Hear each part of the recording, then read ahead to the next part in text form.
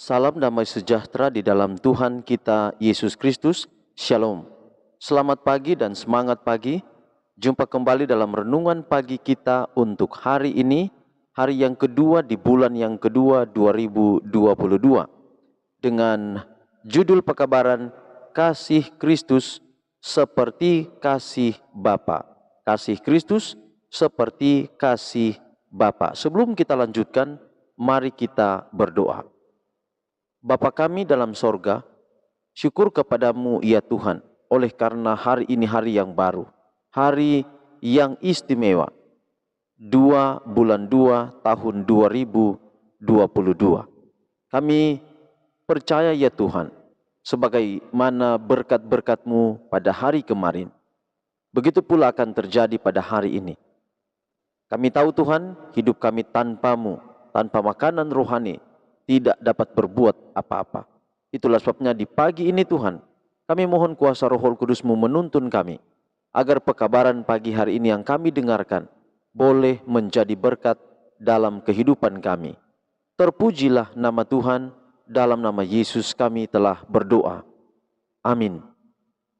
Saudaraku, sekali lagi hari ini 2 Februari 2022 atau tanggal 2 bulan 2 tahun 2022.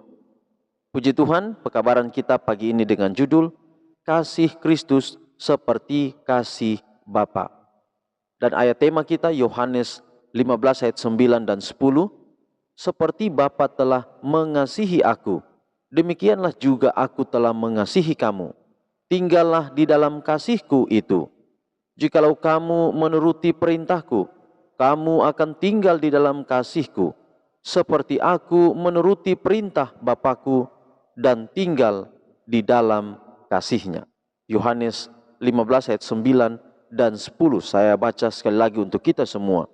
Seperti Bapa telah mengasihi aku, demikianlah juga aku telah mengasihi kamu. Tinggallah di dalam kasihku itu. Jikalau kamu menuruti perintahku, kamu akan tinggal di dalam kasihku, seperti aku menuruti perintah Bapakku dan tinggal di dalam kasihnya. Saudaraku, kemarin kita pelajari Allah itu adalah kasih.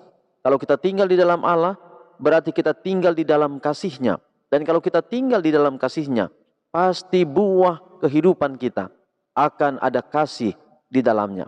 Hari ini, pekabaran kita adalah, kata Yesus, seperti Bapa mengasihinya, mengasihi Yesus, demikian juga Yesus mengasihi kita.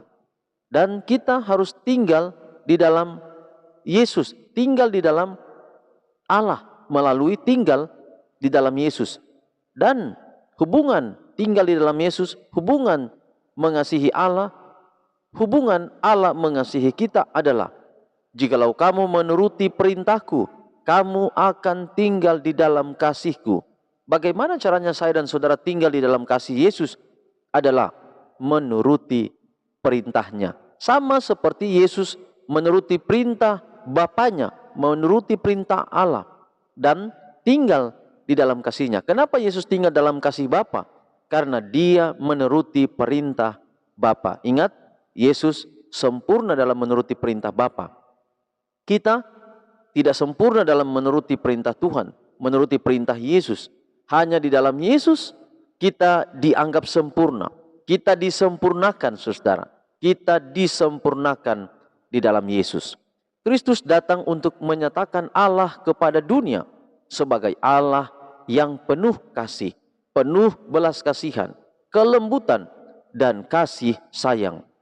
Kegelapan yang pekat yang selama ini setan upayakan untuk menyelimuti tahta Allah disapu oleh penebus dunia, dan Bapa kembali terlihat kepada manusia sebagai terang kehidupan. Bapa tampak kepada manusia melalui Yesus Kristus. Ketika Filipus datang kepada Yesus dengan permintaan, Yesus, tunjukkanlah kepada kami Bapa, dan itu sudah cukup bagi kami. Juru selamat menjawab apa kepada Filipus? Telah sekian lama aku bersama-sama kamu, Filipus, namun engkau tidak mengenal aku? Dia yang telah melihat aku, telah melihat Bapa. Dan bagaimana engkau berkata, tunjukkan Bapa itu kepada kami? Lalu Kristus berkata kembali menyatakan kepada Filipus, Kristus menyatakan dirinya diutus ke dunia sebagai wakil dari Bapa.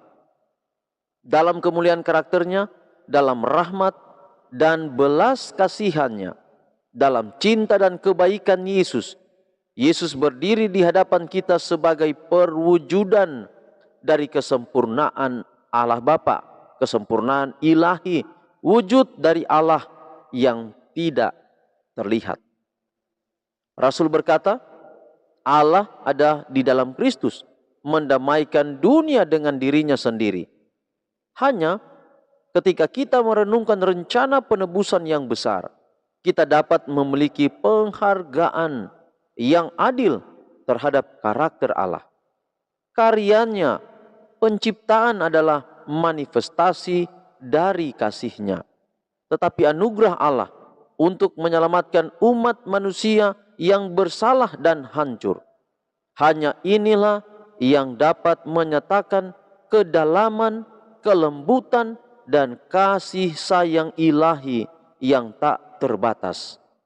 Kasih yang luar biasa, kasih yang tidak tertandingi, bahwa orang berdosa dan orang asing seperti kita dapat dibawa kembali kepada Allah dan diadopsi ke dalam keluarganya. Kita bisa memanggil dia dengan nama yang menawan hati, Bapa kita, yang merupakan tanda kasih sayang kita kepadanya dan perjanjian akan kepedulian dan hubungannya yang lembut dengan kita. Dan anak Allah melihat para ahli waris kasih karunia, tidak malu menyebut mereka saudara. Puji Tuhan saudara. Sekali lagi, kita tinggal di dalam Yesus, berarti kita tinggal di dalam kasih-Nya. Sebagaimana Bapa mengasihi Yesus, sebagaimana Allah mengasihi Yesus, demikian pula Yesus mengasihi kita kalau kita tinggal di dalam kasih-Nya. Sebagai bukti kita tinggal dalam kasih-Nya, atau komitmen kita untuk tinggal dalam kasih-Nya adalah kita menuruti perintah-perintahnya. Menuruti perintahnya, kita kadang katakan bahwa terlalu sulit kita menuruti perintahnya. Saya punya cerita tentang, dan ini adalah cerita tentang rabi-rabi di Israel. Ada seorang rabi mengundang rabi-rabi Yahudi yang lain untuk datang ke rumahnya. Dan tujuan untuk mengundang para rabi yang lain merupakan teman daripada rabi Yahudi ini untuk merasakan manisnya jeruk yang diambil dari kebun dari rabi Yahudi ini. Lalu kemudian di hari yang telah ditentukan, teman-temannya datang. Lalu kemudian mereka mencoba mencicipi jeruk, dan rabi yang memiliki kebun jeruk yang telah dihidangkan di rumahnya itu mengatakan bahwa inilah jeruk yang paling termanis di seluruh tanah Israel. Lalu kemudian ada seorang yang datang dan mengatakan bahwa saya telah mencoba makan jeruk Pak Rabi, tapi saya rasa bahwa jeruk di kebun Bapak Rabi Yahudi ini begitu asam, bahkan begitu pahit. Lalu Rabi Yahudi ini berkata, memangnya engkau ambil jeruk yang mana? Oh, saya mengambil jeruk yang berada di paling luar di sekeliling kebun Bapak Rabi Yahudi. Lalu dia katakan, iya memang benar.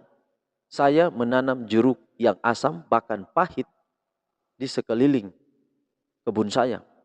Dan saya menanam yang paling manis, bahkan manis, paling manis di tanah Israel, di tengah-tengah kebun. Jadi kalau engkau hanya mengambil di luar, itu berarti engkau mencuri.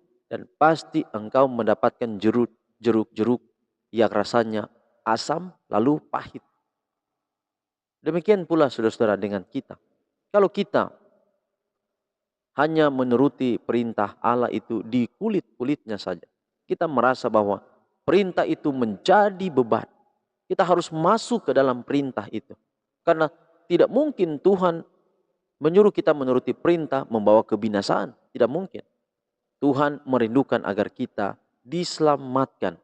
Sehingga kalau kita betul mau tinggal dalam kasih-Nya, turutilah perintah-perintahnya. Sekali lagi Yesus berkata dalam Yohanes 14 15 ayat 14. Jikalau engkau mengasihi aku, kamu akan menuruti perintahku. Tuhan memberkati pekabaran hari ini jadi berkat dalam kehidupan kita semua. Mari kita tutup dalam doa, kita berdoa. Bapa kami dalam sorga, terima kasih untuk semua kebaikan-Mu dalam hidup kami. Terima kasih untuk pekabaran yang indah hari ini, kiranya dapat menjadi berkat dalam kehidupan kami. Kami tahu Tuhan Engkau sangat mengasihi kami, maka kami rindu tinggal dalam kasih-Mu, tetapi kami juga rindu untuk menuruti segala perintah-Mu. Hari ini dalam segala tugas dan tanggung jawab kami pasrahkan di dalam tangan Tuhan. Pemeliharaan kasih-Mu boleh menjadi bagian kami semua. Dan kami tahu Tuhan, pergumulan kami hari ini akan kami lalui dengan Tuhan saja. Bapa di surga, terima kasih. Segala perkara dalam kehidupan kami hendak taruh ke dalam tangan Tuhan. Ampunilah segala dosa dan kekurangan kami. Kami sudah berdoa dalam nama Yesus Tuhan dan Juru Selamat kami. Amin. Saudaraku, demikian pekabaran kita untuk hari ini. Sampai jumpa besok. Tuhan memberkati kita semua. Shalom.